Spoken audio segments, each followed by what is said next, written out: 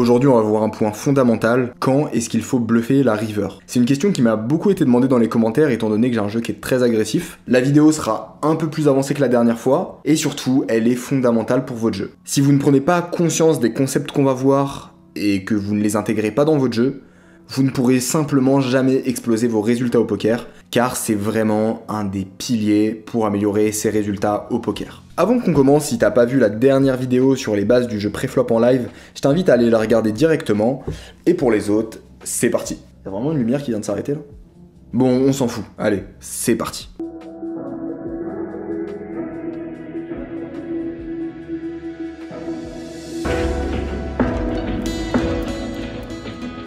Dans cette vidéo, on va se baser sur la théorie pour certains concepts, mais on restera dans un jeu qui est très exploitant. Pourquoi? Parce qu'en live, on joue contre des joueurs qui vont jouer peut-être 50 mains, 100 mains contre nous. Et dans tous les cas, le jeu est très lent, même si on joue tous les jours le même joueur, il verra très peu de mains à l'abattage, et donc ça sera très difficile pour lui de s'adapter. C'est pour ça qu'on restera sur un jeu qui est très exploitant. Si de votre côté, vous jouez en online et en basse limite, ça marche aussi parce que on est à des limites où il n'y a pas de très bons joueurs qui savent exploiter les adversaires et donc vous pouvez vraiment abuser et vous faire plaisir. Ce qui compte, quand on veut bluffer, c'est la range perçue, c'est-à-dire ce que l'adversaire pense que nous, on a dans notre range. Mais c'est pas ce qu'on a vraiment dans notre range, parce que ce qu'on a vraiment dans notre range, il n'y a que nous qui le savons, et c'est tout ce qui compte. Petit disclaimer, c'est normal si je parle très exploitant, si des fois il y a des choses qui ne sont pas théoriques, c'est parce que tout simplement ce n'est pas le plus rentable. Et pour exploser ses gains, il faut sortir de la théorie et aller sur du jeu très exploitant. Maintenant on va parler de qu'est-ce qu'il faut pour qu'un bluff soit bon. Il y a 3 composants fondamentaux. Le premier c'est la range de l'adversaire, forcément. C'est-à-dire l'éventail de mains qu'il a. Est-ce que c'est plutôt composé de mains fortes, de mains faibles, de mains moyennes? On découpera ça en 3 catégories. Le deuxième élément, c'est notre range perçu. Qu'est-ce que nous, on a dans notre range? Est-ce qu'on a beaucoup de nuts qui sont joués comme ça? Est-ce qu'on a beaucoup de bluffs qui sont joués comme ça? Et le troisième élément, ce sera le profil de l'adversaire et tout ce qui tourne autour de la dynamique qu'il y a dans la game. Typiquement, est-ce que l'adversaire est alcoolisé, pas alcoolisé? Est-ce qu'il est chaud à la table? Est-ce qu'il nous a vu faire beaucoup de bluffs? Est-ce que nous, à l'inverse, on l'a vu payer avec des mains très faibles? Enfin bref, le profil de l'adversaire. On mettra chaque point sur un barème qui ira de -1 à +1. Donc typiquement, quand ça sera vert, ça sera +1. Ça peut paraître un peu flou pour l'instant, mais vous inquiétez pas, on ira voir chaque point en détail. Et ensuite, on prendra des exemples que j'ai joués dans différents vlogs.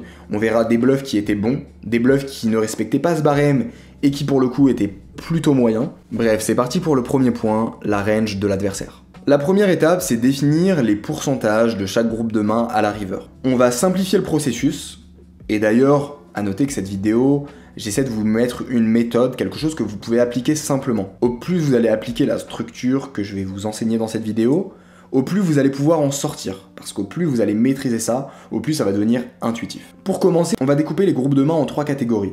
Premièrement, les mains fortes. Ça va vraiment être les mains très fortes, des doubles paires, des brelans, des fouleurs, enfin bref, les mains fortes que l'adversaire ne compte pas folder. Le deuxième groupe de mains, ça va être tout ce qui est mains moyennes. Ça va être des top paires assez faibles, des secondes paires, des troisièmes paires. Toutes les mains qui potentiellement peuvent payer parce qu'elles battent un bluff, mais si on met de la pression au bon moment contre le bon profil, qu'il sera capable de folder. Et ensuite, on a les mains faibles. Donc ça va être des tirages manqués, des bluffs qu'il a décidé d'abandonner, des mains qui vont fold quoi qu'il arrive. Et pour ce premier cas, on va parler de 3 situations. Premièrement, la situation rouge, c'est quand l'adversaire a peu de mains faibles, pas mal de mains moyennes et beaucoup de mains très fortes.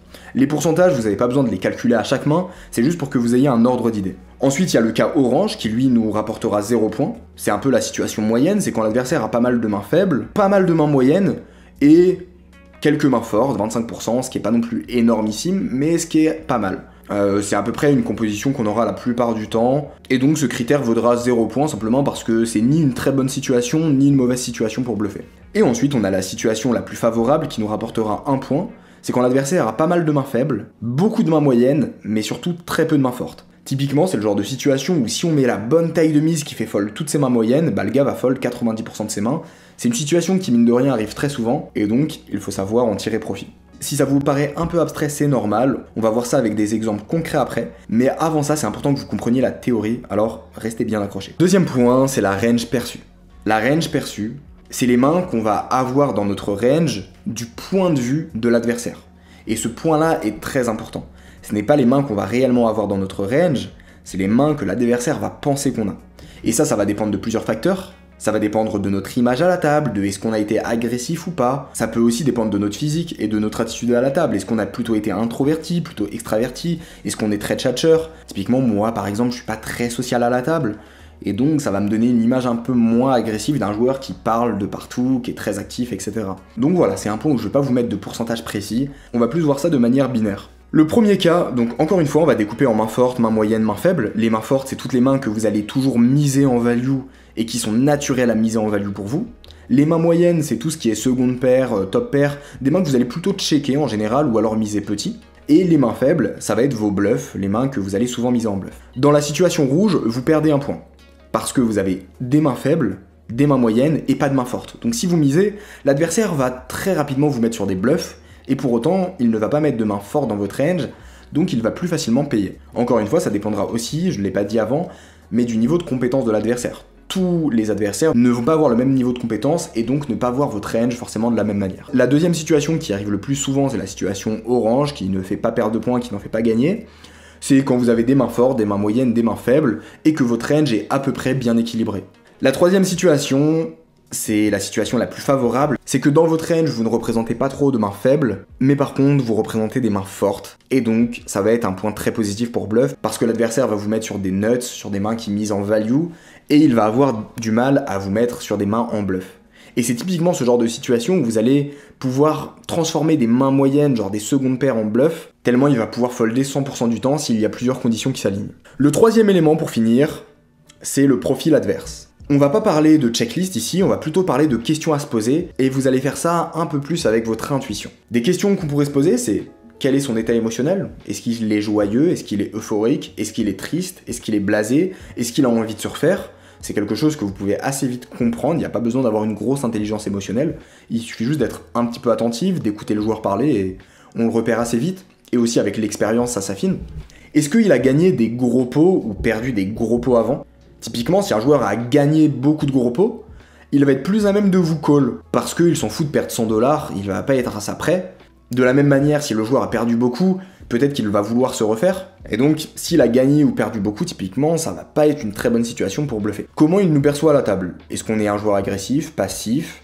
Est-ce qu'on a joué beaucoup de mains avant? Ensuite, est-ce qu'il a fait des gros calls ou des gros folds? Est-ce qu'on a des notes sur ce joueur? Et ensuite, il y a d'autres facteurs qui vont pouvoir nous permettre de voir ça, c'est comment elle est habillée, à quoi elle ressemble physiquement, de quelle classe sociale elle est. Il y a des facteurs qui vont jouer, on pourra faire des vidéos plus développées là-dessus si ça vous intéresse. Mais il y a une notion de call reading qui va nous permettre, même sans avoir d'informations concrètes sur le joueur, de pouvoir en déduire des choses. Je pourrais faire des vidéos plus avancées sur ça. Voilà pour la théorie. J'espère que vous avez bien compris, que c'est assez clair. Si ce n'est pas le cas, n'hésitez pas à poser des questions en commentaire. Et si vous n'avez pas compris, je vous invite en tout cas à réécouter la vidéo, car comme je l'ai dit, savoir quand bluffer les rivers, c'est un pilier fondamental pour générer des profits au poker, et vous devez absolument le maîtriser. Maintenant, on va voir les exemples, des exemples de mains que j'ai joués pendant certains vlogs, qui vont vous permettre d'y voir beaucoup plus clair. Quand on va parler des coups, gardez toujours ces 3 points en tête. La range de l'adversaire, notre range perçu, et le profil de l'adversaire. C'est parti avec l'exemple numéro 1. Petite interruption les gars, si vous êtes en train de kiffer la vidéo, si vous apprenez des choses, vraiment, ça me ferait énormément plaisir que vous lâchiez un petit abonnement et un petit like, simplement parce que c'est beaucoup de travail pour produire 4 vidéos YouTube par semaine. Je sais pas si les gens se rendent compte, mais le rythme c'est 3 vlogs poker et une vidéo technique par semaine. C'est un rythme qui est très difficile à suivre. Actuellement, je suis à plus d'une centaine d'heures de travail par semaine. Voir la chaîne monter, voir les likes monter, voir les abonnements monter, c'est vraiment le carburant qui me permet de ressourcer, d'avoir de l'énergie et de kiffer le projet. Donc vraiment, ça fait juste énormément plaisir. C'est purement EV+, ça vous coûte rien. Donc ouais, ça ferait méga plaisir les gars. Donc si sur cette vidéo, vous pouvez vous abonner au max, partager à vos potes et tout, merci, ça fait énormément plaisir. Voilà, je vous laisse avec la suite de la vidéo, régalez-vous. Dans cet exemple, on a As-Dame en milieu de position. Il y a le joueur UTG qui relance à 10 $. Je décide de le sur-relancer à 40 $. Il décide de call et on se retrouve sur un flop 10-8-6 avec un tirage couleur. Il check, j'ai hauteur As donc je check, il check. Et ici, même si on va se concentrer sur les rivers, ce qui est intéressant au niveau de notre range, c'est qu'on représente énormément As-Roi, parce que c'est une des mains principalement qu'on aurait eu dans notre range de 3 bêtes pré-flop. Et ok, là on a As-Dame, mais si on parle de range perçu, l'adversaire, qu'est-ce qu'il voit quand on a As-Dame? l'adversaire déjà il n'a pas tendance à voir As-Dame qui est surrelancé pré-flop. En général, en milieu de position contre UTG, la plupart des joueurs de 1-3 ont tendance à relancer As-Roi, paire de valet plus, et donc il ne va pas me mettre sur As-Dame. On est donc dans un cas où j'ai beaucoup de mains moyennes, typiquement valet-valet, dame-dame potentiellement, donc c'est pas des mains que je vais bluffer, et j'ai énormément de As-Roi, donc de mains fortes. Lui de son côté, quand il a check 2 fois, sa range, c'est principalement des mains comme 10 et 9, 9 et 8, 6 et 7. S'il avait une couleur, il aurait misé de lui-même, ou alors il aurait checké pour surrelancer. Là, ce qui s'est passé dans ce coup, c'est qu'il a checké. J'ai décidé de miser 45$, il a call, river est tombé 1-3, et il a encore checké. S'il avait une couleur, pour moi, il aurait plus joué en check raise, et donc ses mains fortes, il en a très peu. Des mains moyennes, il en a énormément, et il a aucune main faible, pour le coup, je pense que j'ai jamais gagné ici. Par contre, de mon côté, j'ai une range qui est très forte. J'ai beaucoup de mains fortes, beaucoup de As-Roi joués comme ça. J'ai pas mal de mains moyennes, mais c'est pas des mains que j'irais miser, donc en perçu, je représente pas de bluff, pas de main qui bat en tout cas. Et en même temps, j'ai aucun bluff joué comme ça, parce que en perçu, encore une fois, c'est le perçu qui est important, toutes les mains que j'ai relancées pré-flop dans son imaginaire ont touché ce flop. Parce qu'avec valet-valet, dame-dame, je vais pas miser en bluff. Si j'ai As-Roi, je viens de toucher mon roi.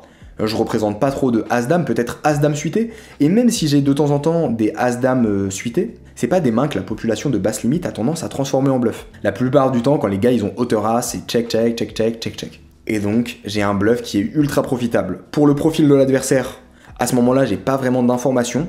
Il paraît être un joueur quand même assez solide, mais on voit que j'ai 2 points positifs pour pas de points négatifs. Et donc on se retrouve sur un bluff qui est très profitable. Finalement j'ai misé 95$, il a hésité un petit moment, et puis il a fini par fold. Voilà pour ce premier coup, on va voir un coup qui s'est lui plutôt mal passé, et qui est très intéressant. Dans cet exemple que j'ai décidé de prendre, j'ai dame-valet dépareillé au cutoff. Je relance 15$, le joueur en grosse blinde me call, et on se retrouve en heads-up sur un flop 8 de trèfle, 7 de cœur, 3 de cœur. Je décide de miser 20$ au flop, l'adversaire décide de me relancer à 40$, je décide de call, turn tombe un roi de cœur, il décide de miser 30$, je relance à 90$, je vous fais le coup jusqu'à la fin et ensuite je vous parle de tous les paramètres. Il call, il décide de miser 50$ et je décide de faire tapis pour 250$. On va prendre chaque point comme on l'a fait avant. Au niveau de la range de l'adversaire, elle est très forte, c'est clairement un rouge. Ici, quand il joue comme ça et qu'il remise à la river, pour moi il n'y a pas de couleur parce qu'une couleur il aurait misé plus cher à la turn, c'est plus des doubles paires et des brelans. Donc c'est quand même une range qui est très forte. Il y a 0 main faible, il y a 0 main moyenne. Il aurait jamais joué comme ça une main faible ou une main moyenne. Donc là-dessus, on perd 1 point d'office. Maintenant, si on pense à notre range perçu. Sur notre range perçu, on gagne 1 point d'office parce que on a misé flop, on a call, il y a la couleur qui est rentrée, à la river, il y a les quintes qui sont rentrées, et donc on n'a aucun bluff dans notre range perçu, on a que des mains fortes, soit des quintes, soit des couleurs. Et donc on gagne 1 point d'office là-dessus. Donc on est à 0. Maintenant, on va parler profil et dynamique. Il faut savoir qu'à ce moment-là, je viens juste d'arriver à la table. J'ai eu une situation assez compliquée juste avant de venir à la table. J'étais pas concentré, j'étais pas dans le jus. Et ça, c'est ma première main quand j'arrive à la table. À ce moment-là, je viens d'arriver. Je suis en survêt, casquette. Donc j'ai une image vraiment du mec qui vient en mode détente. J'ai pas montré que j'étais particulièrement sérieux dans mon jeu parce que j'ai pas eu le temps de fold des mains, de montrer que j'étais sérieux. Donc mon image, elle est pas très bonne. L'adversaire en face, je le connais pas, mais c'est quand même un mec de 40-50 ans, avec une casquette irlandaise, une bière à sa gauche. Donc typiquement, si on prend ce côté méta, ce côté dynamique et profil, on n'est pas du tout dans une bonne situation pour bluffer. Donc on se retrouve dans une situation où avec les 2 premiers facteurs, on est à 0, et c'est ce facteur-là qui va être décisif. Typiquement ici, j'ai décidé de bluffer. Ce qui est une très mauvaise idée au vu du profil, parce que j'étais à 0 avec les 2 premiers facteurs, ici je perds clairement 1 point vu le profil. Finalement j'ai fait tapis, il m'a payé directement avec une paire de 8, et donc bien joué à lui. Si maintenant j'étais arrivé depuis 1 heure à la table, que j'avais été assez passif, que l'adversaire avait vu que j'étais sérieux, que de mon côté j'avais vu que c'était un joueur qui était assez sérieux, capable de fold, là j'aurais gagné 1 point, et là le bluff aurait été très bon.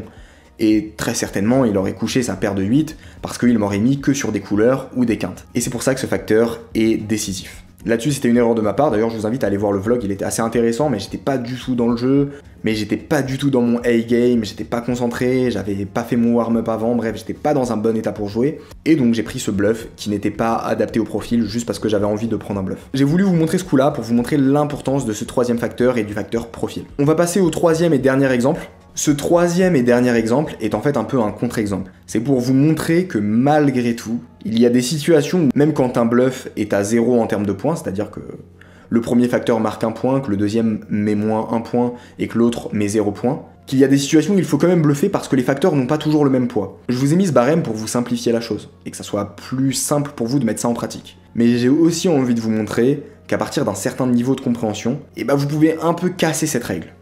On arrive sur ce spot, j'ai une paire de 5 au cut-off, le joueur UTG limp, je relance à 20$, le joueur en grosse blinde call, UTG fold, et on se retrouve en heads up sur un flop valet 9-6. Je mise 15$, il décide de call, turn tombe une dame, il check, je check, river tombe un 7 de trèfle, il check, et ici, on se retrouve dans un coup qui est très intéressant. Parce que l'adversaire a checké très rapidement, j'exclus complètement les doubles paires, les traps, pour moi les mains très fortes, même s'il avait voulu trap, il aurait un peu réfléchi avant de checker. On va reprendre les 3 critères. Premièrement, la range de l'adversaire. Pour moi, c'est énormément de mains moyennes. Il y a tout qu'à toucher sur ce flop. Il a peut-être quelques auteurs as, mais ça représente très peu de mains. Donc, les mains faibles, il en a quasiment pas. Les mains fortes, il en a quasiment pas. Et c'est que des mains moyennes. Là-dessus, on gagne 1 point. Maintenant, notre range perçu. Notre range perçu est très faible.